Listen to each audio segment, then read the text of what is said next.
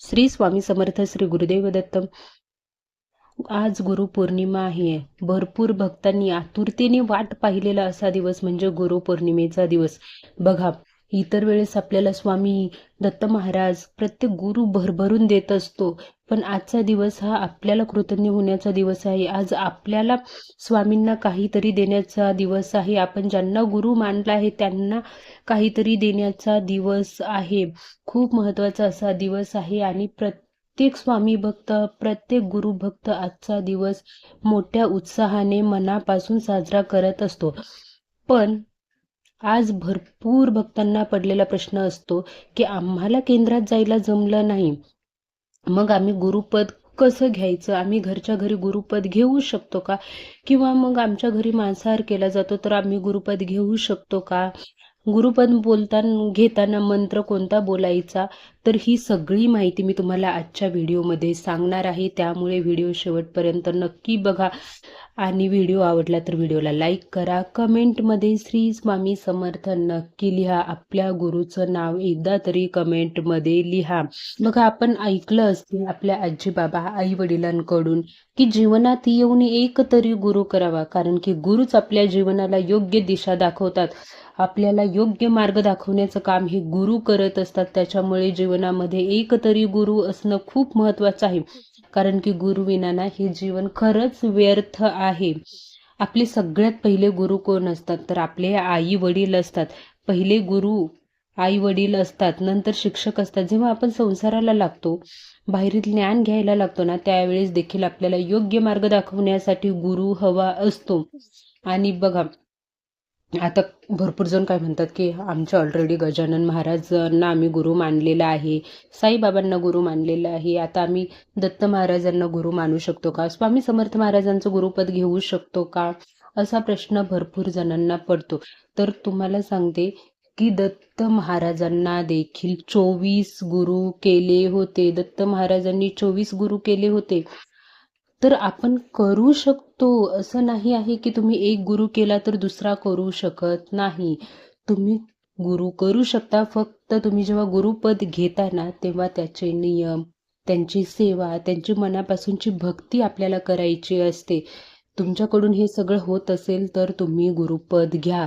गुरुपद घेतलं आणि तुमच्याकडून सेवा होणार नसेल तर कृपया गुरुपद घेऊ नका.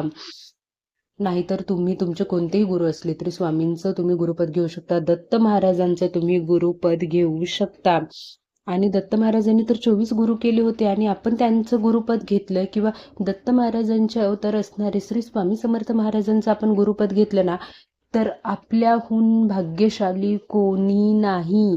त्याच्यामुळे गुरुपद आपल्याला घ्यायचंच आहे. आता गुरुपद घरी कसं घ्यायचं आहे, घरी घेऊ शकतो का, मंत्र कोणता बोलायचा आहे, मांसाहारचं काय, सगळं मी तुम्हाला हळूहळू सांगणार आहे. सगळ्यात पहिलं तर केंद्रामध्ये आतापर्यंत गुरुपद घेऊन झालेलं असणार आहे. पण आता तुम्ही घरी गुरुपद कसं घेऊ शकता? तर बघा, तुम्ही पूजा मांडणी करायची आहे, पूजा मांडणी करा. कारण की कुठलीही गोष्टीची आपण कुठलीही सेवा करताना किंवा गुरुपद घेताना पूजा मांडणी केली ना, एका चौरंगावरती कपडा, नवीन कोरा कपडा अंथरून त्याच्यावरती स्वामींचा, दत्त महाराजांचा फोटो ठेवून दिवा धूप लावायचा आहे.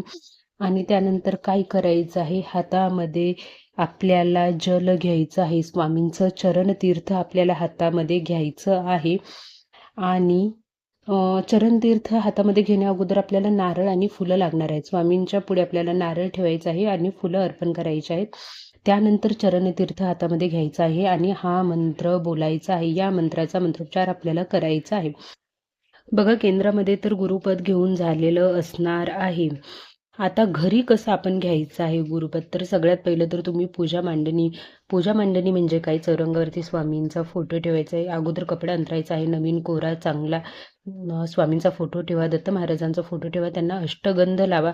तुम्ही सकाळीच पूजा केली असेल, पूजा मांडणी केली असेल तर तिथेच बसून तुम्ही गुरुपद घेऊ शकता. नारळ आणि फुलं आपल्याला ठेवायचे आहेत स्वामींपुढे आणि हातामध्ये चरणतीर्थ घ्यायचं आहे. आपल्या उजव्या हातामध्ये चरणतीर्थ घ्या आणि या मंत्राचा मंत्रोपचार करा. मंत्र असा आहे: अकाल मृत्यू हरण सर्व व्याधी विनाशन श्री स्वामी समर्थ पादोदक तीर्थ जठरे धार्यामहम शिरसा धार्यामहम. हा मंत्र आपल्याला बोलायचा आहे. या मंत्राचा मंत्र जप आपल्याला करायचा आहे. हा मंत्र मी तुम्हाला डिस्क्रिप्शन बॉक्समध्ये पण देते. आणि त्यानंतर हा मंत्र जप करून आपल्याला ते तीर्थ प्राशन करायचं आहे. आणि त्या नारळ आणि फुलाचं काय करायचं आहे तर तुम्ही ते दुसऱ्या दिवशी किंवा संध्याकाळी केंद्रात जाऊन ठेवू शकता. आता सगळ्यात महत्त्वाचा प्रश्न पडलेला म्हणजे की आम्ही गुरुपद घेतल्यानंतर मांसाहार करू शकतो का? कारण की आमच्याकडून मांसाहार बंद नाही होऊ शकत. मग आम्ही कसं गुरुपद घेऊ? तर बघा, स्वामी तुम्हाला असं म्हणत नाहीत की तुम्ही मांसाहार करा.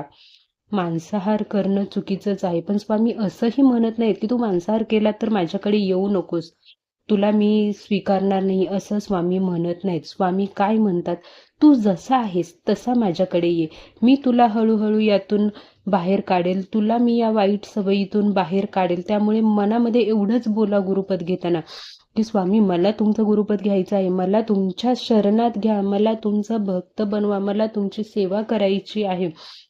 आणि माझ्यातील जे काही वाईट गुण असतील ते तुम्ही माझ्याकडून हळूहळू काढून घ्या, मला यातून तुम्ही बाहेर काढा, असं म्हणायचं आहे. मांसाहार आणि गुरुपद याचा काहीच संबंध नाही. तुम्ही स्वामींचं गुरुपद घेऊ शकता तुम्ही मांसाहार करत असाल तरी.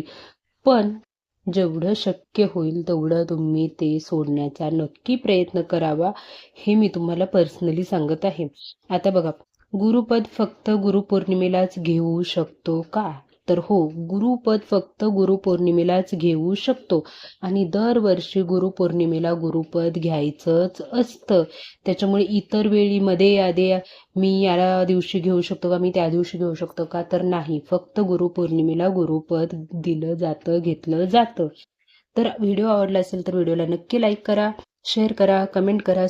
श्री स्वामी समर्थ. तुम्हा सर्वांना गुरुपौर्णिमेच्या खूप खूप शुभेच्छा.